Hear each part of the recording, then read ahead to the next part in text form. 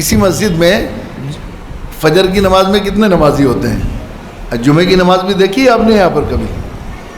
جمعے کی نماز میں کتنے لوگ ہوتے ہیں اس مسجد میں؟ فجر کی نماز باہر سے آتے ہیں جمعے کے نمازی، کسی دوسرے ملک سے آتے ہیں، شہر سے بلائے جاتے ہیں، اسی ملک سے آتے ہیں۔ کہیں موہن بھاگوت آئے تھے آپ کے یہاں آ کر یہاں کہ خبردار فجر کی پڑھو گے تو تمہارے شوٹ کر دیں گے۔ جمعے کی پڑھنے کی اجازت ہے۔ مودی جی نے آ کے کوئی آرڈر بھیجا تھا؟ کسی نے RSS کے کسی بجرنگ دل یا شیو سینا کے لوگ آئے تھے آپ کے پاس؟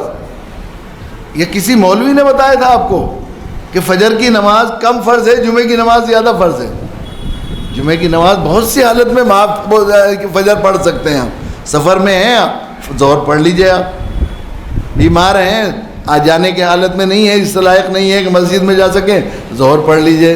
کوئی عزت کا جان کا خطرہ ہے، ظہر پڑھ لیجئے۔ کتنے ہیں؟ لیکن فجر تو اشارے سے جیسے بھی پڑھ سکتے ہیں، پڑھنا ہے۔ لیکن فجر میں 1.5 صفحے 2 صفحے 3 صفحے ہوتی ہیں اور جمعے میں جگہ نہیں ملتی۔ پھر کہتے ہیں ہمیں پابندی ہے۔ کس نے پابندی لگائی؟ میرے بزرگوں، یہ میں نے عرض کیا کہ جب آزادی ہوتی ہے اور آزادی سے فائدہ اٹھا کر عمل نہیں کیا جاتا تو اللہ تعالیٰ ایسے حالات لا دیتے ہیں۔ اللہ کا قانون یہ ہے کہ پھر عمل کرنا چاہیں تو نہیں کر پاتے۔ ایسے حالات ہیں دنیا کے بعض ملکوں میں ہوئے ہیں۔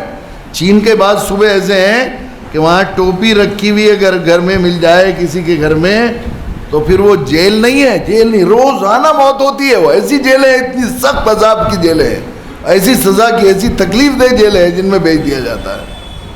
قرآن شریف رکھا ہوا مل جائے تو ان کو سزا دی جاتی ہے، فوراً جیل بھیج دیا جاتا ہے۔ داڑھی رکھنے کا تو سوال ہی نہیں ہے۔ صورتحال ایسی حالت ہے، ایسے بعض علاقے ہیں۔ پھر ہم نوحہ کریں، ماتم کریں، خود عمل نہ کریں تو ہی اگر نہ چاہے تو باتیں کرا ہزار ہے۔ ویڈیو کے نیچے سبسکرائب کے بٹن پہ کلک کریں، بیل کے آئیکن پہ کلک کیجئے تاکہ ہر نئی ویڈیو کی نوٹیفیکیشن آپ کو مل جائے۔